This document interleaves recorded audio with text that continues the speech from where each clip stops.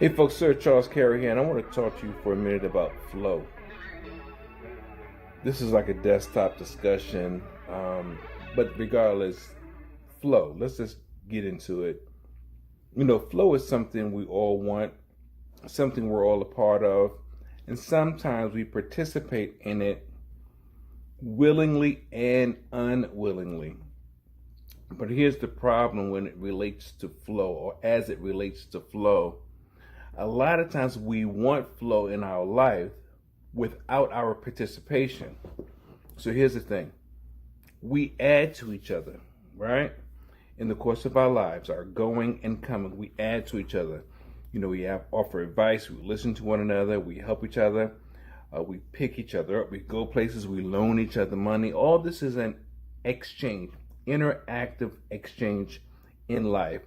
Now, we have this interactive exchange sometimes in business, or many times in business actually, and sometimes in our personal lives. And when you're not on your game, when you're not at the best of your best version of you, you want someone to step in there to pick you up a lot of times. And there's nothing wrong with that. Absolutely nothing. However, if you habitually have become a person who does not pick up other people, why should someone be concerned about picking you up? It's not to say that they aren't, but here's the thing. Many times people want to do by you, but there's also a thing called the law of averages, or basically, depending on the person you are and what you put out into the universe, may determine on what you get back from the universe. So if you're not putting anything out, what makes you think that you're entitled to receive? There's an old saying, it's better to give than to receive. And I believe this is the first time that I'm realizing that phrase, it's better to give than to receive, really, truly makes sense to me outside of, from a spiritual perspective. And if you really look at it, that in itself is spiritual.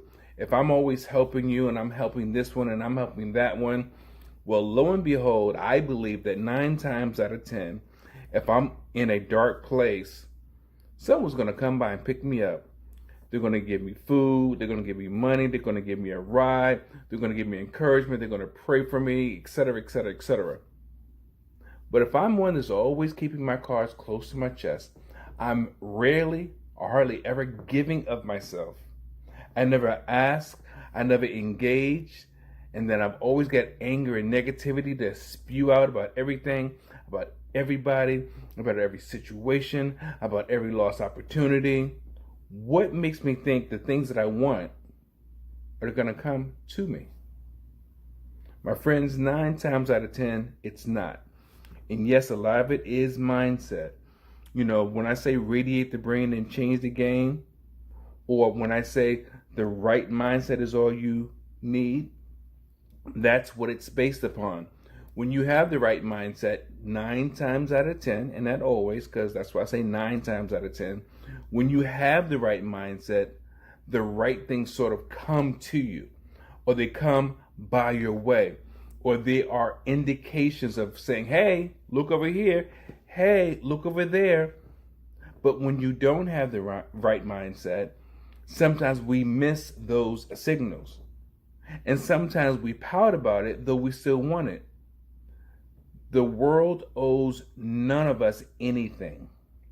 Yet you still have to do your part to get what you feel you deserve and what you actually deserve.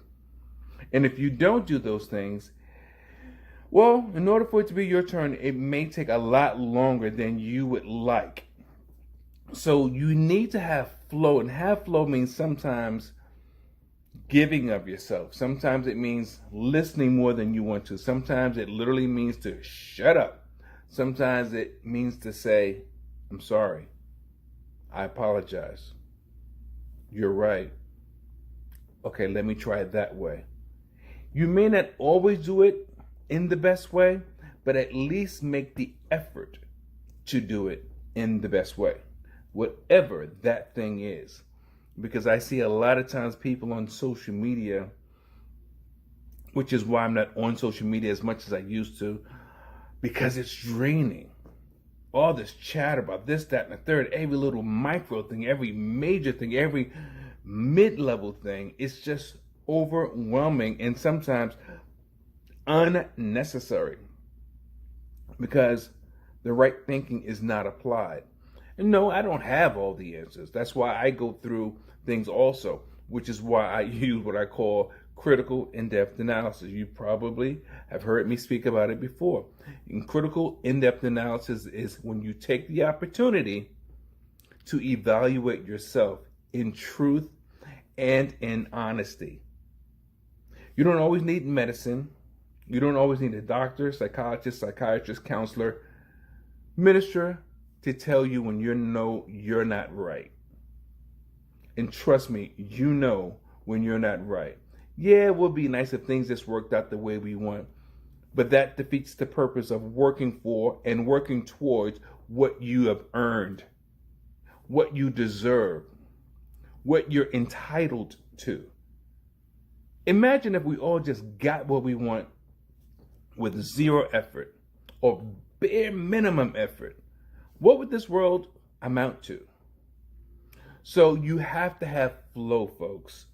Flow is a necessary part of every aspect of everyday life, on every level, every industry, every profession, almost every engagement at times. And sometimes it's meaningless or lighthearted and not intense, but flow is still flow. You have to be able to interact, engage, be interwoven. Flow is flow. You can't have flow or sticky hands without flow. You have to be able to move interwovenly and able to get the best out of each situation, not just for yourself, but also for other people. Learn about flow. It's all on the inside. Radiate the brain and change the game on that.